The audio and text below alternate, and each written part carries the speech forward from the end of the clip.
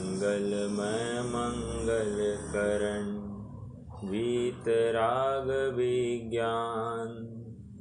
नमो ताहि जाते भये अरहंतादि महान।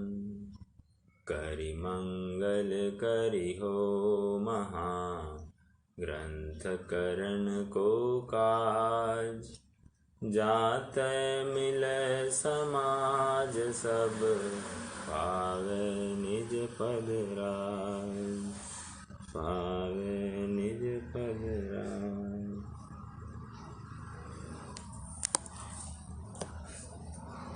एक उक्ति है, हीरा मुख से ना कहे बड़ो हमारो मोल। ये बात सत्यार्थ होते हुए भी जब उस हीरे को हमें बेचना है या किसी को उसकी क्वालिटी की जतानी है तो उसे उसकी परीक्षा या उसका कोई सर्टिफिकेट आदि सब उसको शेयर करना ज़रूरी होता है। उसके बिना सामने वाले का विश्वास हमारे ऊपर नहीं आ सकता। पंडित साहब भी यही कर रहे हैं। ये जिन वचनों को लिखने जा रहे हैं और वे स्वयं कह रहे हैं ये जिन वचन अर्थात ये असल मोती है और ये मोती हमको आर्ष परंपरा से ही प्राप्त हुए हैं। जैसे भगवान ने कही है वही जो बहते बहते आई है वो आज हम तक आई है, सुरक्षित रूप से आई है और उसी को हमने ग्रहण किया है और इस मोतियों की परख करने का भी सामर्थ्य हम में आ गया है। यही मोतियों का हार अब हम गूंथ रहे हैं और हम आपको देने वाले हैं। लेकिन ऐसा होते हुए भी वे स्वयं वे मोतियों की क्वालिटी का प्रमाण दे रहे हैं और उस प्रमाण हेतु सबसे पहले उन्होंने परंपरा यह हेतु दे दिया था। परंपरा का हेतु देने के पश्चात अब शिष्य फिर से खड़ा हुआ है और शिष्य ये कह रहा है कि ठीक है, परंपरा आपने हेतु दिया। लोक में कहावत है ओल्ड इज गोल्ड, मानी ये बात, लेकिन ओल्ड इज गोल्ड ये मानते हुए भी everything old is not gold, ये भी बात उतनी ही सही है। और कहते हैं कि everything that is knew that is also not wrong, वो कोई गलत नहीं होता है। तो आप जो परंपरा कह रहे हो अर्थात पुरानी अनादि निधन जो परंपरा है उसकी आप साख दे रहे हो, वो साख यहाँ मिलती नहीं है। क्योंकि ऐसा बहुत जगह पर दिखाई देता है कि पुरानी वस्तु ये ओल्ड है, एंटीक पीस है, इस नाम पर कोई ठग जाता है। जैसे कोई कहता है कि एक एग्जाम्पल दूं, कोई मूर्ति है, कहते हैं 500 साल पुरानी मूर्ति है और अभी अभी बनाई होगी और कोई कहे 500 साल पुरानी है और हमने यहाँ से लाई, दो चार बातें यहाँ वहाँ की करे तो किसी को भी ठग सकता है। तो ऐसे ये जिन वचनों में भी हो सकता है कि आप जो कह रहे हैं कि परंपरा से आपके पास आई है तो परंपरा में कहीं मिलावट आदि कुछ हुई होगी, तो इसका प्रमाण क्या है कि आपने वो मिली हुई बात ही ग्रहण कर ली होगी। तो यहाँ अब एक प्रकरण चालू होगा, असत्य पद रचना का प्रतिषेध। हम प्रश्नकार का प्रश्न पढ़ते हैं और फिर उसका समाधान पंडित साहब देंगे, तो यथा योग्य अपन क्रमशः विषय को बढ़ाते हैं। प्रश्न है क्या कोई मुकेश भैया? नहीं है, ठीक ठीक। यहाँ कोई पूछता है कि परंपरा तो हमने इस प्रकार जानी, ओके, वो तो कह रहे कि परंपरा जानी कि केवल ज्ञानी हुए, केवल ज्ञानी से गणधर, गणधर से आचार्य, आचार्य से ये फ्लो चलते चलते हम तक पहुंचा है। ठीक है, ये परंपरा तो हमने जानी, परंतु इस परंपरा में सत्यार्थ पदों की ही रचना होती आई है, असत्यार्थ पदों की पद नहीं मिले, ऐसी प्रतीति हमें कैसे हो। मतलब कह रहे हैं माल फैक्ट्री से निकला है और हम तक पहुंचने तक बीच में कोई झोलमोल हो गया है, इसकी प्रतीति हमको कैसे हो।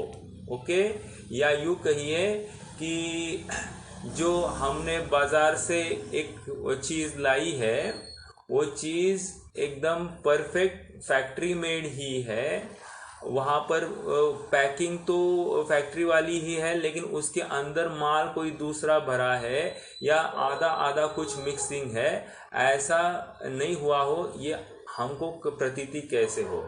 एक थोड़ा सा उदाहरण देता हूँ आपको, ये मिक्सिंग की बात आ गई इसलिए, जैसे हम मॉल में जाते हैं तो मॉल में क्या होता है कि मान लीजिए चावल है, 4-5 प्रकार के चावल हैं, तो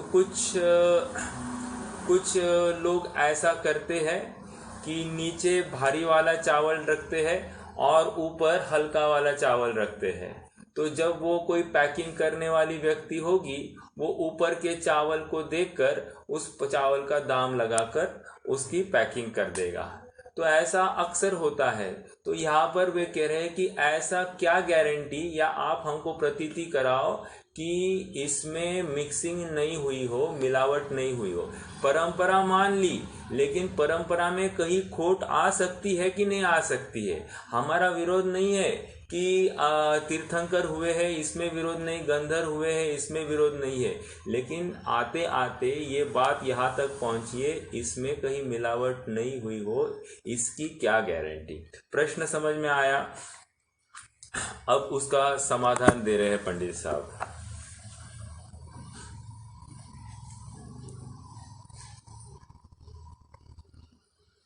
उसका समाधान, असत्यार्थ पदों की रचना अति तीव्र कषाय हुए बिना नहीं होती। अंडरलाइन द वर्ड तीव्र कषाय, नॉट ओनली कषाय, तीव्र कषाय कह रहे हैं। अब कैसा है उसका अपन उदाहरण देखेंगे, पहले पढ़ते हैं। क्योंकि जिसमें असत्य रचना से परंपरा अनेक जीवों का महाबुरा हो, अंडरलाइन वर्ड अगेन, महाबुरा हो, और स्वयं को ऐसी महाहिंसा के फल रूप नरक निगोद में गमन करना पड़े। पॉइंट नंबर दूसरी बार फिर से महाहिंसा के फल रूप नरक निगोद में गमन करना पड़े, ऐसे महाविपरीत कार्य तो क्रोध, मान, माया, लोभ अत्यंत तीव्र कषाय, अत्यंत तीव्र होने पर ही होते हैं। परंतु जैन धर्म में ऐसा कषायवान होता नहीं। इज ऑब्जेक्टिंग, कह रहे हैं कि जो यथार्थ जैन पद होते हैं उसमें ऐसे कषाय से युक्त होकर कोई रचना करता नहीं है, इसलिए ये जैनी हो ही नहीं सकते। ओके, ही इज ऑब्जेक्टिंग कि जिसने जैनी होने के नाम पर कोई ऐसा करे उसकी बात वो आगे करेंगे, लेकिन कह रहे अभी अफर्मेटिवली कह रहे हैं कि जैनी ऐसी तीव्र कषाय से युक्त नहीं हो सकता है। एक 5-10 साल पहले की एक सत्य घटना है। एक व्यक्ति था, उस व्यक्ति को किसी खून के आरोप में गिरफ्तार किया गया था, और वो व्यक्ति योग से जैन था, और उसको अपने पक्ष में कोई सफाई देने योग्य उसके पास प्रमाण नहीं था। और जब निकाल लगने की, मतलब फैसला करने का समय आया, तो जज ने उसको मृत्युदंड सुना दिया। अब जब समय ऐसा आ गया कि जज ने उसको कोई सफाई मांगी, पूछी कि आपको आपकी कोई अंतिम इच्छा है, तो उस व्यक्ति ने कहा हाँ मेरी एक इच्छा है। तो उसने कहा कि आप सबके सामने मेरे लड़के को मेरे सामने खड़ा किया जाए। जब उस व्यक्ति का लड़का उसके सामने आया, लड़का बहुत बड़ा नहीं था, 4-5 वर्ष की उम्र का था। उस लड़के को उस आदमी ने कहा, बेटा ये चींटी है, इस चींटी को अपने पैर से कुचल डालो। तो उसने कहा मैं तुम्हारा पापा हूँ and it is my order कि तुम इस चींटी को कुचल डालो। तो वो बच्चा उस चींटी को मारने से मना करता है। और इसके बाद उस व्यक्ति ने कहा, जिसका लड़का एक साधारण चींटी को मारने से में पाप, उसने कहा कि इसमें तो पाप है पापा, हम कैसे इसको मार सकते हैं। तो उस आदमी ने फिर एक बयान किया कि जब हम एक चींटी को मारने में पाप समझते हैं तो हम किसी व्यक्ति का खून कैसे कर सकते हैं, अर्थात जैनी इतना तीव्र कसाई कैसे हो सकता है।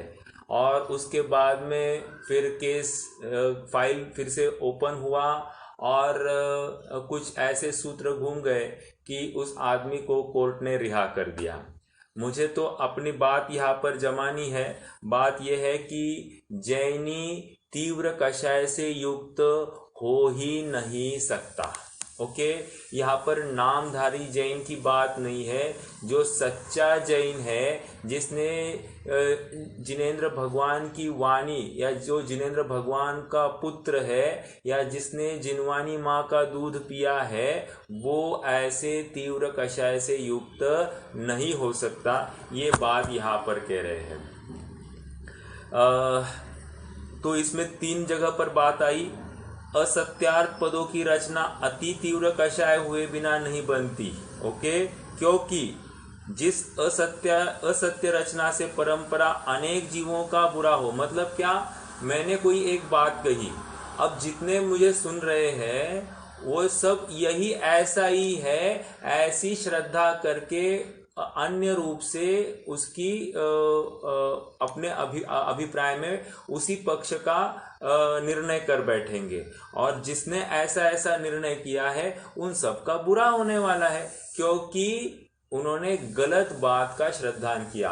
देखो, अज्ञानता से भी गलत बात का श्रद्धान होवे तो भी वह दुर्गति का कारण है। तो यहाँ पर वो समझा रहे हैं कि हमारे निमित्त से, असत्य रचना से परंपरा अनेक जीवों का महाबुरा होगा। मतलब मात्र बुरा नहीं, महाबुरा।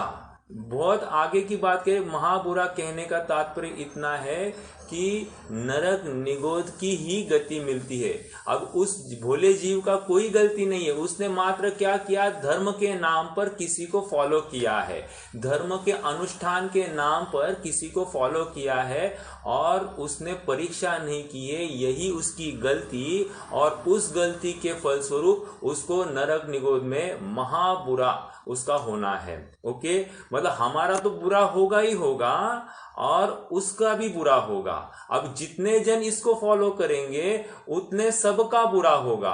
अब आप विचार करो कि धर्म के नाम पर, सुखी होने के नाम पर जितनी भी दुकानें, जितने भी मठ आदि खुल बैठे हैं, और उनके हजारों या लाखों की तादाद में जो अनुयायी है, उनका असत्य रचना का आचरण करते हुए धर्म में कषाय भले ही कम दिखाई देती हो, ऊपरी ऊपरी, लेकिन ये कह रहे हैं कि गलत बात का अनुकरण करना ये तीव्र कषाय के बिना नहीं हो सकता। या गलत बात को लिखना, ये भी देखो, 2 बातें कह रहा हूं, एक तो लिखना ये भी तीव्र कषाय, और उसका अनुकरण करना वो भी तीव्र कषाय, कि धर्म के नाम पर कर रहा है ना। और ये कह रहे हैं अनेक जीवों का महाबुरा होगा। ओके, इसी को छड़ाला में क्या कह रहे हैं, छड़ाला में क्या कहेंगे इसको, ते कुगुरु उदेव पुरुष सेवन की जन्मजल उपलनाव, है ना, उपलनाव है। वे कुगुरु जो असत्यार्थ पदों की परंपरा चलाते हैं वे उपल नाव के समान है, स्वयं भी डूबने वाले हैं और जितने उस नाव में बैठे हैं वे सभी उसमें डूबने वाले हैं। देखो इसलिए विद्वान कहते हैं, हाँ बोलिए भैया। तो ये जो गलत का जो होता जो इसको फॉलो कर रहे जो लोग, तो वो उनकी गलती है या उनकी होनर है कि उनको सही मार्ग नहीं मिला? तो सभी बातें हैं ना इसमें, 5 समवाय आ जाते हैं भैया। 5 समवाय में एक तो तत्समय की योग्यता भी है, दूसरा उनकी होनहार, जैसी गति वैसी मति हम कहते हैं। तो उनकी गति बिगड़नी है तो उनको मति, उनको संयोग सभी उल्टे मिलेंगे, और जिसकी गति सुधरनी है उनको संयोग भी अनुकूल मिलेंगे। और ज़रूरी नहीं अनुकूल संयोग मिलने से गति सुधरे ही सुधरे। क्यों? क्योंकि मात्र संयोग मिलना जरूरी नहीं है, संयोग मिलने के बाद स्वयं निर्णय करना। आपने यहाँ पर तो ये है कि संयोग मिलने के बाद भी निर्णय करना अपने हाथ की बात है। यदि निर्णय नहीं किया तो फिर कोरा रह गया। तो इसलिए कहते हैं ना कि समो शरण में जाकर भी कोरा रहा है। तो कोरा रहने का क्या कारण? वहां तो कोई साधारण विद्वान नहीं, साक्षात तीर्थंकर परमात्मा विराज रहे थे, और उनकी वाणी सुनकर भी, उनकी भव्यता दिव्यता देखकर भी, उनके यथार्थ उनका निर्णय करने के बावजूद भी ये कोरा रह गया, अर्थात अपने प्रयोजन से चूक गया। तो फिर उसको यथार्थ सब संयोग मिलने पर भी कार्य नहीं हुआ, तो निर्णय नहीं किया है उसने, परीक्षा नहीं की है, इसकी वजह से वो दुखी होने वाला है, तो उसका भी बुरा होने वाला है। तो जो निर्णय नहीं करेगा, at the end of day conclusion is, जो निर्णय नहीं करेगा वो डूबने वाला है। फिर उसको यथार्थ नाव भी मिले और निर्णय नहीं करे तो डूबना, और गलत नाव मिली है तो 101% वो तो डूबना ही डूबना है, ऐसी बात है। मात्र महावीर के नाम पर कोई बात देता हो, जैसे फॉर एग्जाम्पल कोई लड्डू है बहुत मीठा है और मीठे के नाम पर आपको विष डाल कर देता हो, तो आप खाओगे? नहीं खाओगे। क्यों? क्योंकि ये साक्षात मरण का कारण है। उसी प्रकार यहाँ पर कह रहे हैं कि ये धर्म के नाम पर या महावीर के नाम पर या जिनवानी के नाम पर अगर कोई वस्तु, कोई बात हमको पढ़ाई जा रही है, यदि उसमें वितरागता के बदले राग द्वेष का पोषण होता हो तो वो असत्यार्थ पद है और परंपरा दुख का कारण है। ऐसी बात यहाँ पर आ रही है। तो भैया जी ऐसे ही लोगों को उन्होंने कन्यायवान बोला है क्या? बिल्कुल, बहुत गंभीर चोट है। अगर आप क्या है कि हमको ये बात कहने से हम शायद डरते भी होंगे, लेकिन अगर बहुत ही प्रामाणिक होकर ये बात सुने या निष्पक्ष होकर बात सुने, तो अंत में पंडित जी इस अध्याय के बाद में कहेंगे वे सुधीठ है, मतलब वे डरते नहीं है, संसार के दुखों से डरते नहीं है, सुभट है, और उनकी ऐसी योग्यता देखकर हमको तो समता आती है।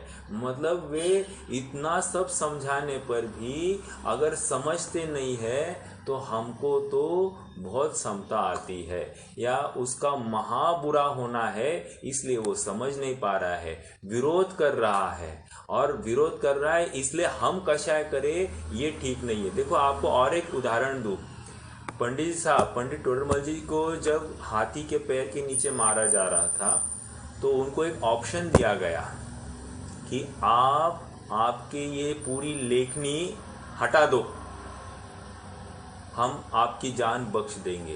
कंडीशन थी उनके पास में, ऑप्शन था बचने का, ऐसा नहीं बचने का ऑप्शन नहीं था, और उन्होंने मरण की कीमत पर भी अपनी लेखनी को हटाया नहीं। क्यों? जिससे असत्य रचना से परंपरा अनेक जीवों का बुरा हो, दिस इज द पॉइंट। अनेक जीवों का बुरा हो उसके लिए हम उतना बड़ा पाप नहीं झेल सकते, हम उतना पाप अपने माथे नहीं ले सकते, ऐसा वो कह रहे हैं। देखो आपको और बताऊं, मैं थोड़ी सी इतिहास, इनकी ही इतिहास बताऊं। जब पंडित साहब का जन्म हुआ, ऐसा नहीं समझना कि उनका घर एकदम क्लीन एंड फाइन था, मतलब कोई बहुत अच्छे क्रियाएं या धर्मानुकूल क्रियाएं उनके घर में चलती थी, ऐसा नहीं है। क्योंकि उनके घर में भी विपरीत मान्यताएं बहुत थी। ओके, पंडित साहब को कोई गुरु मिला नहीं है, क्योंकि वे स्वयं कह रहे कि पूर्व संस्कार से कह रहे, किसी गुरु का नाम नहीं लिया, पूर्व संस्कार से कह रहे हैं। और भली होनहार से उनको सारे शास्त्र का ज्ञान चढ़ गया। तो कह रहे हैं कि इन्होंने स्वयं अपने बल पर ज्ञान को अर्जन किया और अपने में से जो विपरीत मान्यताएं थी वो तो निकाली ही निकाली, स्वयं निर्णय किया, अभ्यास किया और औरों को भी वही बात सुनाई। ये बात है, मतलब समझने की बात, विपरीत बात को कहीं भी जगह नहीं होती है। जो मोक्ष मार्गी जीव होता है, मरण की कीमत पर भी विपरीत बात को बिल्कुल बढ़ावा नहीं देता है, चारा नहीं डालता है। ओके, तो यहाँ पर असत्य रचना से परंपरा अनेक जीवों का महाबुरा हो और स्वयं ऐसी महाहिंसा के फल रूप नरक निगोद में गमन करना पड़े, ऐसी महाविपरीत कार्य तो क्रोध के वश, क्रोध, मान, माया, लोभ अत्यंत तीव्र होने पर ही होता है। अर्थात देखो, तत्वार्थ सूत्र में सत्य व्रत की भावना नहीं है ये। क्रोध, लोभ, भीरुत्व भावना है। क्रोध, लोभ, भीरुत्व और क्या श्रेयांश? हास्य प्रत्याख्यानानि पंच, ये बात आई है। तो वहां पर क्रोध, लोभ, भीरुत्व क्या है? मतलब सत्य की भावना, सत्यव्रत की भावना में क्रोध, लोभ, भीरुत्व लिया है। तो कह रहे हैं कि सत्य में क्रोध नहीं होता, सत्य में मान नहीं होती, सत्य पद में मायाचारी नहीं होती, सत्य पद में लोभ नहीं होता है, तभी सत्य सत्य कहा जा सकता है। यदि वो सत्य भी हो लेकिन विपदा का कारण हो तो उसको असत्य कहा है। फॉर एग्जाम्पल, अंधे को अंधा कहना, ये सत्यमपि विपदे, मतलब बात तो सत्य ही है, इसको दिखाई नहीं दे रहा है। जात्यंधा मतलब जन्म से अंध है, उसको अंधा कहा, ये कोई झूठ बोला है ऐसी बात नहीं, लेकिन वो नाराज हुआ, वो दुख को प्राप्त हुआ और उसको विपदा का, उसको सुनकर वो मरण भी कर सकता है। ऐसा समझकर हमको सत्यवाद भी इस स्वर में नहीं करनी चाहिए। सत्यमपि विपदे। तो निष्कर्ष की बात, जिनागम में कषाय वर्धक बातें नहीं होती है, वितरागता के पोषण की ही बातें होती है। ऐसा पंडित साहब यहाँ पर प्रमाण दे रहे हैं। दाखला क्यों दे रहे? प्रश्न इसका यह है कि इसमें कुछ मिक्सिंग हुई है, मिलावट हुआ है, और मिलावट हुई है वही बात आप हमको सुना रहे हैं। तो ये कह रहे हैं कि जैनी ऐसा काम नहीं कर सकता है, बाकी और कोई करे तो करे, जैनी ये काम नहीं कर सकता है, ऐसी बात। देखो, दो बातें कहता हूं, अब ये आगे भी बताएंगे, अगले पैराग्राफ में पढ़ेंगे हम। कहते हैं लौकिक कार्यों में कषाय होते हुए दिखाई देगी, लेकिन देवशास्त्र गुरु के मामले में जैनी बहुत सतर्क होता है। ओके, ये अभी अगला पैराग्राफ पढ़ते हैं, उसमें से ये बात अपने को पुष्ट होती दिखाई देगी। बहुत अच्छी बात है। देखो, जब मैंने पहली बार पढ़ा था मोक्ष मार्ग प्रकाशक, तो मुझे 2-3 जगह पर उन्होंने अरहंत केवली, गंधर्व परमात्मा, आचार्य और ये ज़्यादा समझ में नहीं आई थी बात, और मैं पढ़ते गया था, कुछ विशेष पल्ले नहीं पड़ी थी। लेकिन आज जब पढ़ते हैं तो एक एक बात का खुलासा भी हो रहा है, उनका भाव भाषण होता है, तो हमको भी समझ में आता है कि पंडित साहब कितने गंभीर व्यक्तित्व थे, उसका हमको यहाँ से ख्याल आता है। चलो थोड़ा सा और आगे बढ़ने से पहले मैं आपको एक दो घटनाएं और सुनाऊंगा, तो वो भी बात और आपके लिए कार्यकारी होगी, पुष्ट होगी। एक तो कल मैंने जो पुरुषार्थ सिद्धि उपाय की बात है वो आपको सुनाई, जो जयपुर से छपी हुई प्रति है उसमें वो बात है कि रात्रि में ये पानी, इलायची आदि खा सकता है। ओके। दूसरी बात ये है कि एक पंडित गोपाल दास जी बरैया, ओके, पंडित गोपाल दास जी बरैया ये असाधारण विद्वान थे, आप सब जानते हैं। उन्होंने मुरैना विश्वविद्यालय को प्रारंभ किया और स्वयं के दम पर उन्होंने पूरी वो विद्यालय भी चलाया। और सबसे पहले विद्यालय, जैन विद्यालय अगर किसी ने चालू किया है तो गोपाल दास जी ने। पंडित टोडरमल जी ने एक जगह पर पिनट्ठी का गणित उनको समझ में नहीं आ रहा है ऐसा लिखा है। हालांकि उनके पास समय कम था इसलिए ज़्यादा देर दे नहीं पाए होंगे, इसलिए उन्होंने ऐसा एक जगह पर लिखा, पिनट्ठी का गणित मुझे समझ में नहीं आ रहा है। लेकिन जब यही बात गोपाल दास जी के सामने ले आए तो गोपाल दास जी को किसी ने चैलेंज किया, आप ये गणित सॉल्व करके दिखाओ, आज तक कोई सॉल्व नहीं कर पाया। तो गोपाल दास जी ने उसको कहा आप 1 घंटे बाद आना, और 1 घंटे के बाद में उन्होंने वो पिनट्ठी का गणित उसको सॉल्व करके दिखाया। तो कहने की बात इतनी है कि जो पंडित टोडरमल जी को ज्ञान का गेन नहीं बन पाई ऐसा विषय पिनट्ठी का गणित, वो गोपाल दास जी एक चुटकी में सॉल्व कर गए। इतनी उत्कृष्ट प्रतिभा का वो व्यक्तित्व था। अब उस व्यक्ति को एक सभा में किसी ने पूछा कि मान लीजिए कोई व्यक्ति परदेश में गया है, और परदेश भी कहा जहाँ पर बर्फीले प्रदेश हो, और वे बर्फीले प्रदेश में यूजुअली क्या होता है कि खाने के लिए सब्जी आदि तो नहीं मिलती है, और यह जैनी है, व्रती है। अब ऐसे केस में जीवन तो यापन करना है, तो जीवन यापन करने के लिए क्या ये जैनी नॉनवेज खाएगा? ये प्रश्न किसी ने पूछा उनको। किसको? गोपाल दास जी को प्रश्न पूछा। तो गोपाल दास जी ने उसका जवाब हाँ दिया, वो खा सकता है ऐसे कहा। तो उस समय में पूरी सभा ने विरोध किया, आपने ऐसे कैसे कह दिया? उन्होंने कहा जब रात्रि में खाना ही खून बराबर है, रात्रि में पानी पीना ही खून बराबर है, और रात्रि में खाना वो मांस भक्षण बराबर है, तो मांस भक्षण का जहाँ पर निषेध ही है हमारे यहाँ पर, तो आपने मांस भक्षण कर सकता है ये कैसे कह दिया? तो वो बाद में उनका स्वाध्याय चल ही नहीं पाया, लोगों ने विरोध कर दिया। मैं ये उदाहरण क्यों दे रहा हूं? अभी प्रकरण से जोड़िए। असत्य पद का प्रतिषेध, मतलब जो सुधीजन होते हैं वे तो परीक्षा प्रधानी होते हैं, वे कभी भी असत्य पदों को आगे बढ़ने नहीं देते, ये मैं कह रहा हूं। मतलब हमारे पास कोई भी ग्रंथ आए तो ग्रंथ ब्लाइंडली हम पढ़ेंगे नहीं, हम परीक्षा पूर्वक पढ़ेंगे और उसमें से वितरागता के पोषक ही तत्वों को निकालेंगे, उसमें से राग द्वेष की कोई भी बात हम खड़ी नहीं करेंगे।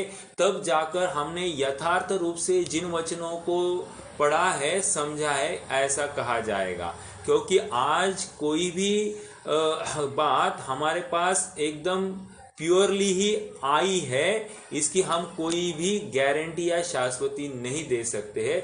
इसलिए हर बात को फूंक फूंक कर ग्रहण करना ये हम और आप सबका उत्तरदायित्व ही नहीं, कर्तव्य है। समझ में आया? गलत बात चलने नहीं दी जाती है, ये बात यहां से पंडित साहब स्वयं कह रहे हैं।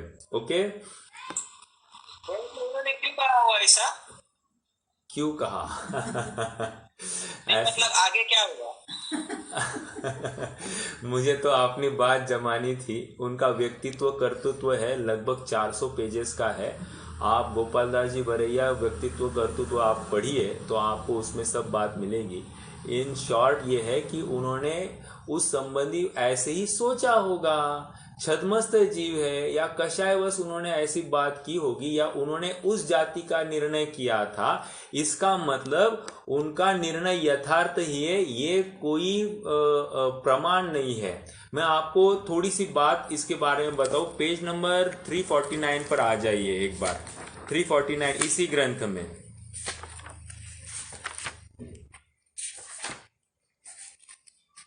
देखो, सेकेंड पैराग्राफ में 349। सो सम्यक्त्व संबंधी और अनुभव संबंधी प्रत्यक्ष अप्रत्यक्ष आदि के प्रश्न तुमने लिखे थे, उनका उत्तर अपनी बुद्धि अनुसार लिखा। स्वयं ज्ञान के धनी है हम, इसलिए हमारी बुद्धि के अनुसार बेस्ट टू माई नॉलेज, अपनी बुद्धि अनुसार मतलब best to my knowledge, okay, बुद्धि अनुसार लिखा है। तुम भी, अंडरलाइन दिस वर्ड, तुम भी जिनवानी से तथा अपनी परिणति से मिलान कर लेना। Just don't blindly don't follow me. आप जिनवानी से और अपनी परिणति से दोनों से मिलान करके लेना, मतलब परीक्षा दोहरी है। देखो समय सार में 5वीं गाथा की टीका में वहां पर आचार्य अमृतचंद्र जी कहते हैं कि हमें इस ज्ञान की, सम्यक ज्ञान की प्राप्ति आगम का सेवन, युक्ति का अवलंबन, परापर गुरु का उपदेश और स्वानुभव प्रत्यक्ष, 4 बातें कहिए। मात्र स्वानुभव प्रत्यक्ष छोड़कर नहीं, मतलब मात्र आगम का सेवन, युक्ति का अवलंबन, परापर गुरु का उपदेश, यहां तक बात नहीं कही। और एक बात जोड़ना, स्वानुभव प्रत्यक्ष। क्यों?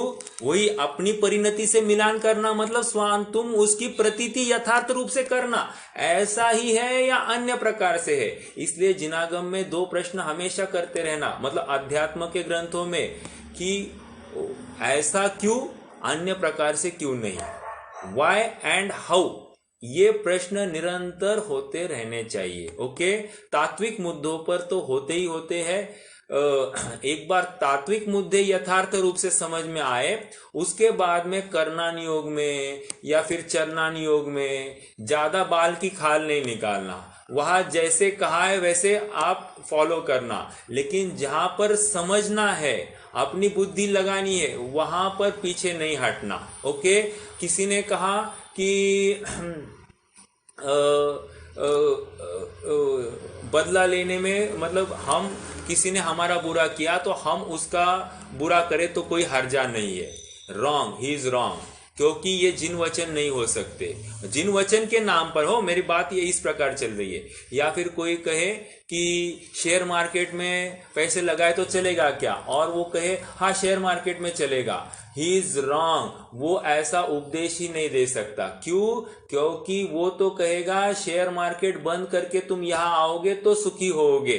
समझ में आ रहा है? जिनागम की बात वितरागता की पोषक होगी, अन्य प्रकार से नहीं होगी, ये यहां से समझना है। या फिर कोई कहे कि नमोकार मंत्र गुणो तुम्हारा सरदर्द चला जाएगा, कोई कहे कि ये मंत्र करो तुम्हारा कैंसर चला जाएगा, तो ये वितरागता की पोषक नहीं है, राग द्वेष की पोषक है। शरीर का उपाय बताया है, आत्मा का उपाय नहीं बताया है, तो ये वितरागता के पोषक नहीं रही बात। तो इस प्रकार सब जगह पर हम परीक्षा प्रधानी होवे और बातों को ग्रहण करें। कोई कहे कि मेरा अच्छा नहीं चल रहा है तो इस भगवान का नाम लो, हमारा ऊपर बहुत उपसर्ग आए तो इस भगवान का नाम लो, ये बात अपने यहाँ पर नहीं है। उपसर्ग दूर करने की बात अपने यहाँ पर नहीं है, उपसर्गों को सहने की बात अपने यहाँ पर है, और वो भी तत्व ज्ञान और आत्म सम्मुखता परक सहने की बात है।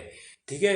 देखो भाषा कमजोर है, कहा जा रहा है सहना, लेकिन सहन तो तब होता है जब उसको रियलाइज कर रहा है। यहाँ तो जब आत्मानुभव हो रहा है तो ये आत्मा को रियलाइज कर रहा है। वो उपसर्ग तो उसको ज्ञान का ज्ञेय बनता हो, लेकिन उसका वेदन नहीं होता है। ठीक है, ये एक बात हो गई। और थोड़ा सा आगे पेज नंबर 355।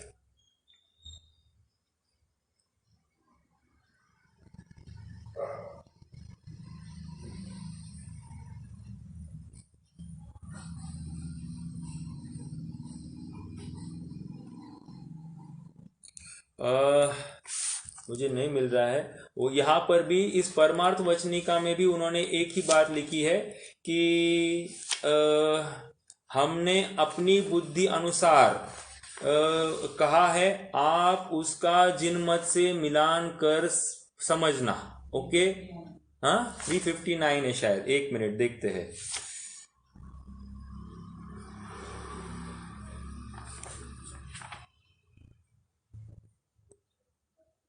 हाँ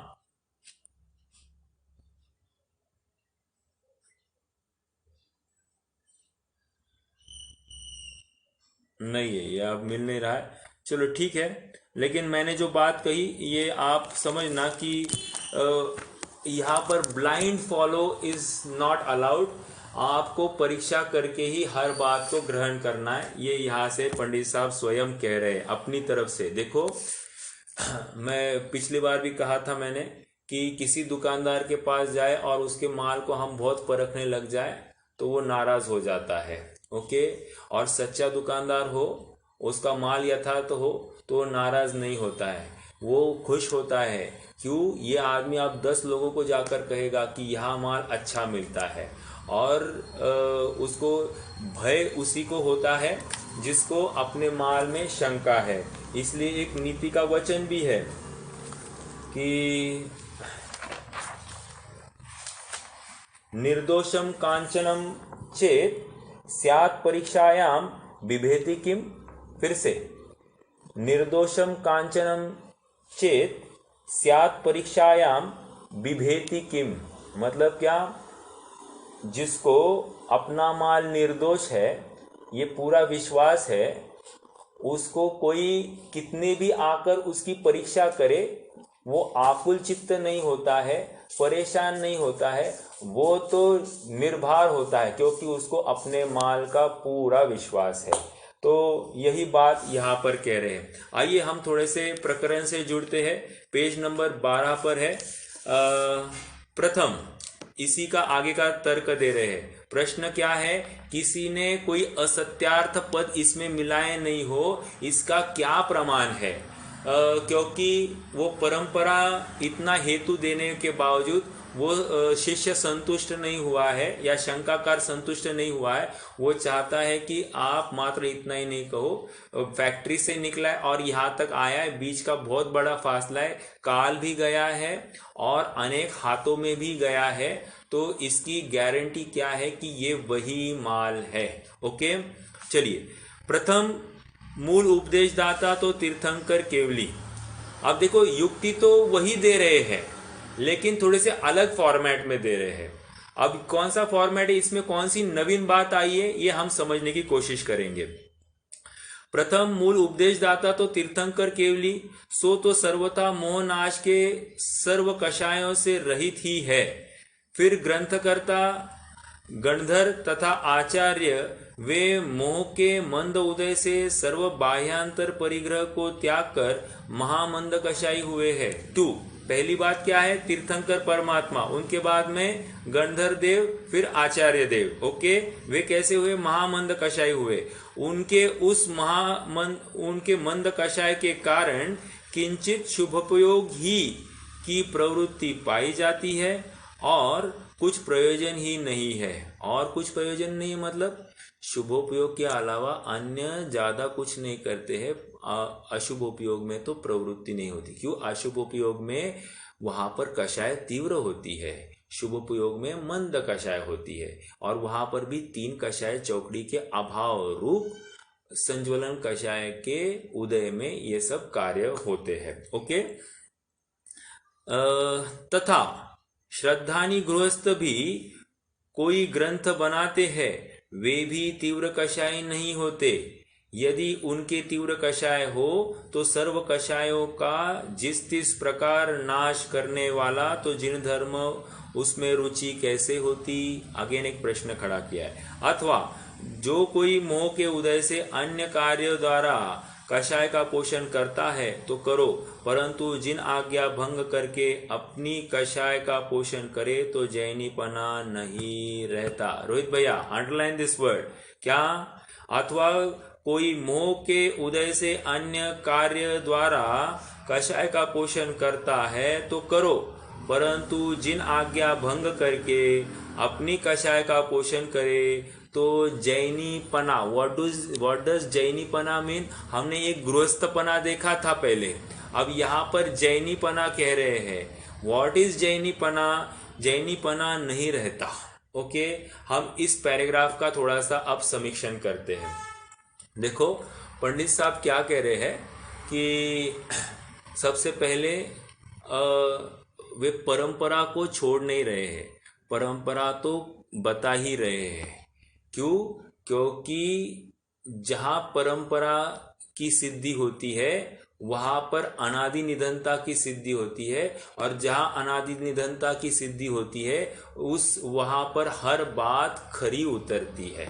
फिर से कहता हूँ, जहाँ परंपरा की सिद्धि होती है वहाँ पर अनादि निधनता की सिद्धि होती है, और जहाँ अनादि निधनता की सिद्धि होती है वहाँ पर हर बात खरी ही होनी चाहिए। क्योंकि कोई बात अनादि निधन चलती है तो उसमें कोई उस बात को काट नहीं सकता है, क्योंकि सत्यार्थ बात कभी भी कटती नहीं।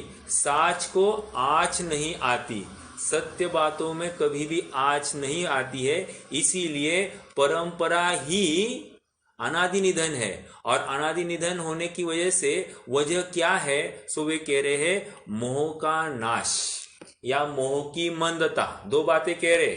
अगेन वे सत्यार्थपने की का कारण मोह का नाश या मोह की मंदता कह रहे हैं। तो मोह का नाश किसका हुआ है? अरहंत केवली का।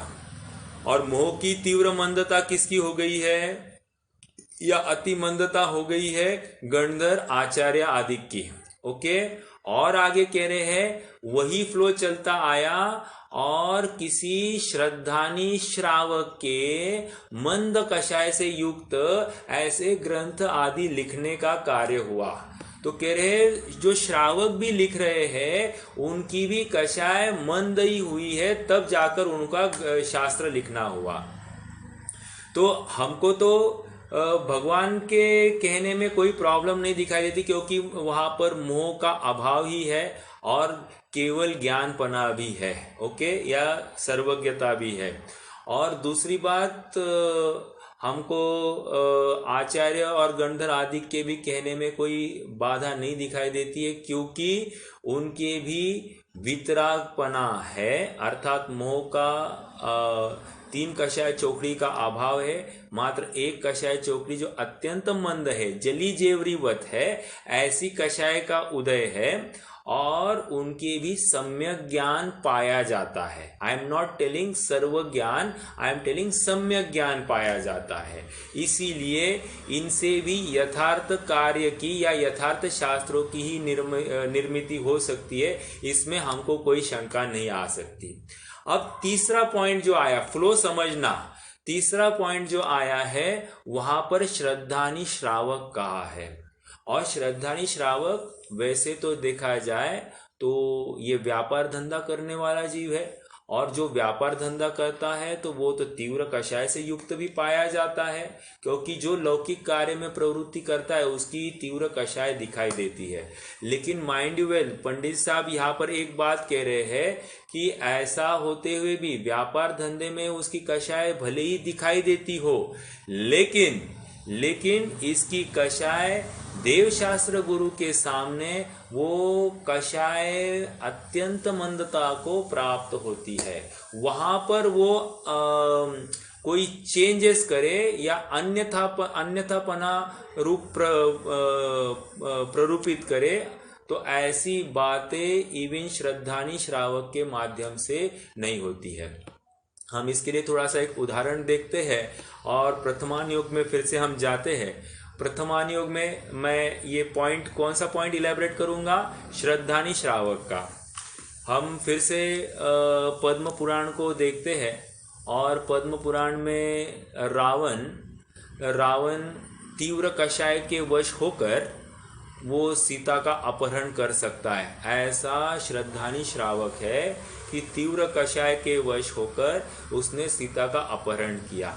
ओके, परंतु वही रावण जब देव शास्त्र गुरु की बात आती है या देव पूजा की बात आती है, तो उस काल में वो इतना परम भक्त है कि मरण की कीमत पर भी टस से मस नहीं होता है, या अपने पर आई हुई आपदा को देखकर भी वो टस से मस नहीं होता है।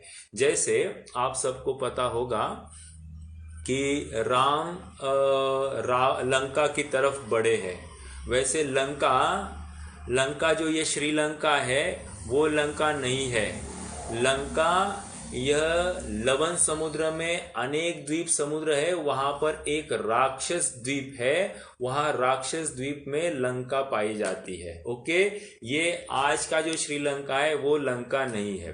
ठीक है, तो राम लंका की तरफ बढ़े हैं। अब युद्ध भी चालू हो गया है। उसके पहले राम ने बहुत संदेशे भेजे हैं रावण की तरफ कि देखो, हमारा आपसे कोई भी वाद नहीं है, हम तो मात्र सीता के लिए आए हैं, हमको सीता चाहिए। तुमने अगर हमारी पूरी संपत्ति ले ली होती तो हमको कोई ऑब्जेक्शन नहीं था, लेकिन तुमने हमारी धर्म पत्नी का अपहरण किया है और उसकी रक्षा का उत्तरदायित्व हमने प्रतिज्ञा ली है कि हम उसकी रक्षा करेंगे। बाकी हमने अन्य किसी भी चीज़ की कोई प्रतिज्ञा नहीं ली है, लेकिन धर्म पत्नी की रक्षा की प्रतिज्ञा की है। इसलिए उस प्रतिज्ञा का निर्वाह करने हेतु हम अपनी पत्नी को लेने आ रहे हैं। आप यदि दे सकते हैं तो दे दो, उसके बदले में आप हमारी पूरी प्रॉपर्टी ले लो, हमको उससे कोई भी ममत्व नहीं है। तो ऐसा कह दिया, लेकिन रावण माना नहीं, ये तीव्र कषाय। लेकिन जब युद्ध चालू हुआ तो आपको मालूम है कि अष्टानी का पर्व आया, और अष्टानी का पर्व आया तो रावण ने एक हरी झंडी लहराई। हरी झंडी मतलब पीस फॉर सम टाइम।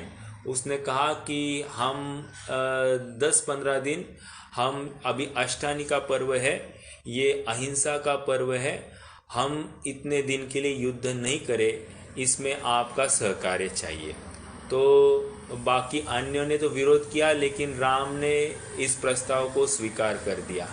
और फिर रावण शांतिनाथ भगवान के मंदिर में गए और 8 दिन के लिए वे कोई विद्या आदि को सिद्ध करने के लिए उस मंदिर में उन्होंने स्वयं को साधना के लिए बैठ गए। अब यही मौका साध कर लक्ष्मण आदि ने उसके ऊपर हमला कर दिया और उन्होंने अनेक प्रकार की आवाज़ें निकालकर उसको डिगाना चाहा। जैसे उसने कहा, मंदोदरी की आवाज़ निकाली उन्होंने और कहा, हे स्वामी, मैं आपकी मंदोदरी, देखो ये दुष्ट मुझे ले जा रहे हैं। लेकिन वे वहाँ से उन्होंने अपना ध्यान भग्न नहीं होने दिया। कहने की बात इतनी ही है कि श्रद्धानी श्रावक देवशास्त्र गुरु के मामले में तीव्र कषाई नहीं हो सकता है। उन्होंने वहाँ पर अपनी अखंड साधना की और कितने भी बाधाएं आई तो भी वे वहाँ से चिगे नहीं। कहने की बात इतनी है कि अन्य कार्यों में ये कषाय से युक्त दिखाई देंगे, लेकिन देवशास्त्र गुरु के कार्य में वहाँ पर तीव्र कषाय नहीं होती है। क्योंकि फिर वहां अगर कषाय हो तो जैनीपना ही सिद्ध नहीं होता है। देखो फिर से पढ़ते हैं अब हम ये पूरा पैराग्राफ की हमने चर्चा की, फिर से एक बार ये पैराग्राफ पढ़ते हैं और कुछ प्रकरण रहता है तो देखते हैं। फिर प्रथम मूल उपदेशदाता तो तीर्थंकर केवली, सो तो सर्वथा मोह के नाश से सर्व कषाय से रहित ही है।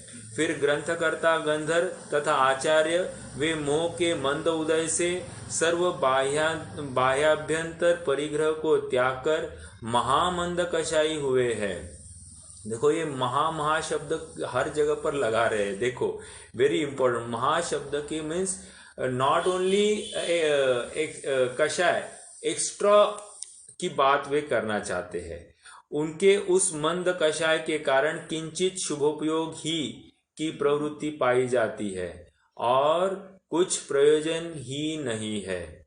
तथा श्रद्धानी गृहस्थ, अब ये गृहस्थ की बात है, श्रद्धानी गृहस्थ भी कोई ग्रंथ बनाते हैं, वे भी तीव्र कषाय नहीं होते।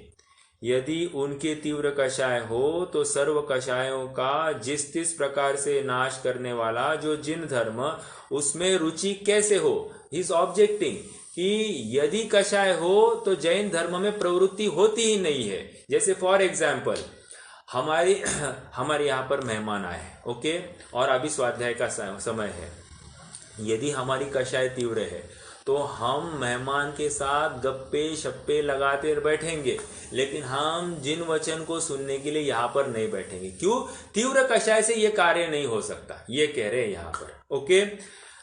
कषायों का जिस प्रकार से नाश करने वाला जो जिन धर्म है, उसमें रुचि कैसे होती। अथवा जो कोई मोह के उदय से अन्य कार्यों द्वारा कषाय का पोषण करता है तो करो, परंतु जिन आज्ञा भंग करके अपनी कषाय का पोषण करे तो जैनीपना नहीं रहता। अर्थात जैनी के नाम पर वो जैनी नहीं है, जैनाभास है, अजैन है, ऐसा कह रहे हैं। समझ में आया?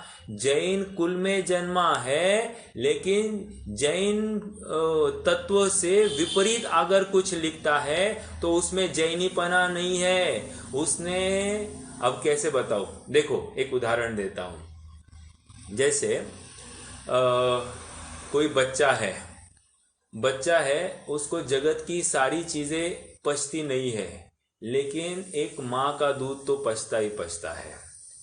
अब मान लीजिए उसको माँ का दूध भी नहीं पचता है, तो फिर अब उसको कौन हवाल, अर्थात अब उसके सर्वाइवल की संभावना ही नहीं की जा सकती है। उसी प्रकार यहाँ पर कह रहे हैं, जिसको सारे जितने भी तकलीफें हैं, उनका एक उपाय, एक जिनवानी माँ का दूध पीने से सारे कषाय, सारे विकार उसके निकल गए हैं। अब जिसको जिनवानी माँ का ही दूध नहीं पचता हो, तो फिर अब ऐसे जीव को कौन बचा सकता है। अर्थात वो जिनवानी माँ का सच्चा सपूत नहीं है, वो अजैन है, उसमें जैनीपना ही नहीं दिखाई देता है। ऐसी बात यहाँ पर पंडित साहब कह रहे हैं। अब यहाँ पर ये एक गाइडलाइन लेकर हम सब जगह पर ढूंढे, हमको जहां जहां वितरागता के पोषक बातें मिलेगी हम कहेंगे ये जैनीपना है, और जहां राग द्वेष की पोषक बातें मिलेगी हम कहेंगे ये जैनीपना नहीं है, ये जैनाभास है। समझ में आ रहा है क्या? मतलब ये अब बहुत ओपनली बात करने की जरूरत नहीं है, हम सब समझदार है। हमको थोड़ा कहा ज्यादा समझा ऐसी बात है, क्योंकि लौकिक बातों में हम कितने तर्क लगा देते हैं और सामने वाले का अंत समझ लेते हैं। यहाँ पर भी हम जिनवानी की परीक्षा कैसे की जाती है, इसका एक उदाहरण पंडित साहब ने दिया, और उस उदाहरण के माध्यम से हम भी परीक्षा करना चालू करें। ओके, इस प्रकार जिन धर्म में ऐसा तीव्र कषाई कोई नहीं होता जो असत्य पदों की रचना करके पर का और अपना पर्याय में बुरा करे। दूसरी बार कह रहे हैं पर्याय में बुरा करे, ऐसे असत्य पदों की रचना जैनियों में नहीं होती। ओके, जो देखो जहां पर असत्य पदों की रचना होती होगी तो वहां जैनीपना नहीं, और जहां जैनीपना है वहां असत्य पदों की रचना नहीं ही हो सकती।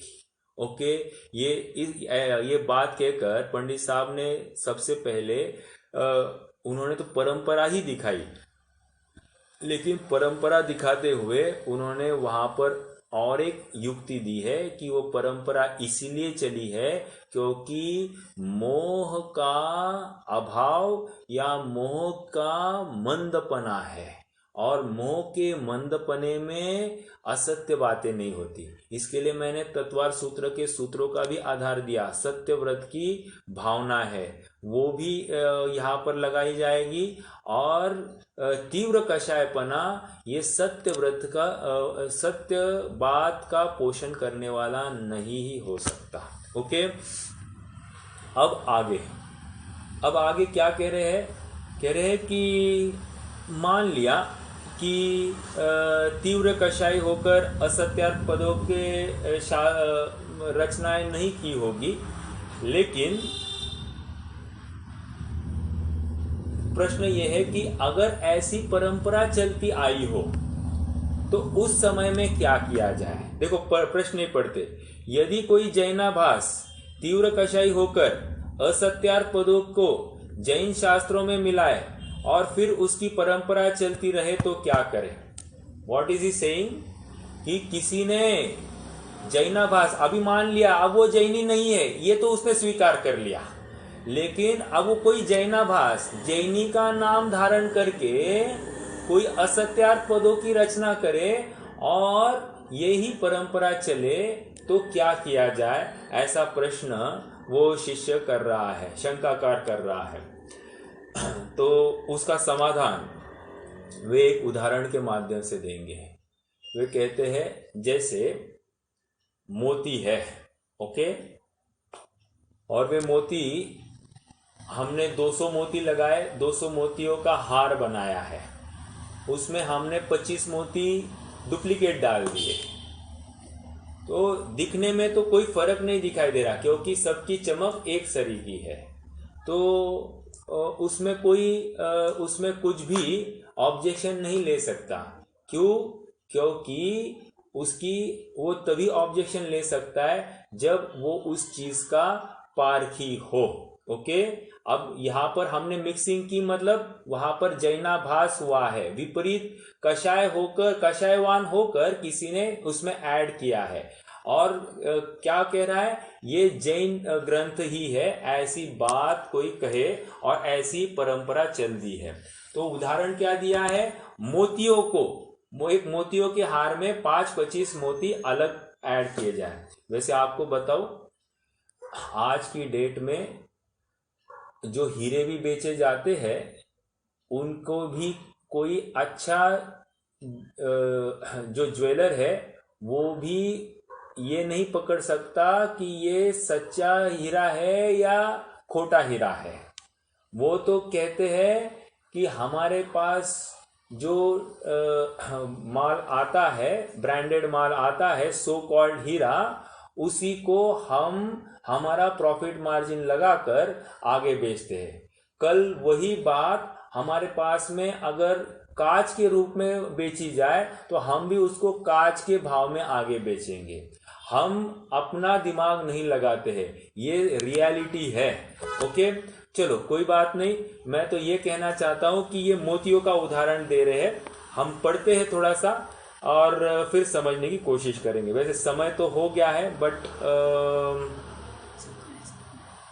क्या करें, कल के लिए पोस्टपोन करें? कल ही करेंगे क्योंकि इसमें थोड़ा सा एक्सप्लेनेशन भी होगा। क्या कहा? चलिए कल ही करते हैं। कोई प्रश्न है तो पूछिए, नहीं तो फिर अपन रुक जाएंगे। ऊपर के लाइन में सिर्फ ये बहुत बताया है कि असत्य पदों की रचना करके पर का और अपना पर्याय में बुरा करे, मतलब अगले भाव में बोलना है क्या? राइट। पर्याय में आप अपेक्षा लगाएंगे तो दोनों अपेक्षा लग सकती है। वर्तमान में तो बुरा हो रहा ही है, क्योंकि तीव्र जब कषाय होती है तो अपने आप तीव्र पाप बंद होता है, और तीव्र पाप बंद से हमारा वर्तमान में संक्लेश परिणाम है, तो उसमें कषाय से युक्त परिणाम है, तो सुख की प्राप्ति तो नहीं हुई। और दूसरी बात, वहाँ पर इसका फल स्वरूप भविष्य में भी हमारा बुरा ही होगा, क्योंकि प्रतिकूल संयोग ही मिलेंगे। लेकिन यहाँ पर आप ये तर्क दे सकते हैं कि ये जो कषाय की रचना करके या विपरीत पद मिलाकर हमको आनंद आता होगा, तो वो आनंद नहीं है, वो सुखाभास है। समझ में आया? यथार्थ आनंद ऐसा नहीं आता है, यथार्थ सुख की प्राप्ति ऐसी नहीं होती, वो सुखाभास होगा, वो आनंद का आभास है। कषाय से युक्त ऐसा जो कोई होता है वो आभास होता है। ठीक है, तो ये पर्याय मतलब अनंत भवों में अपना बुरा करता है, ये बात है। ओके, चलिए रुकते हैं। ओम नमः। निज निधि निज में बताई, यह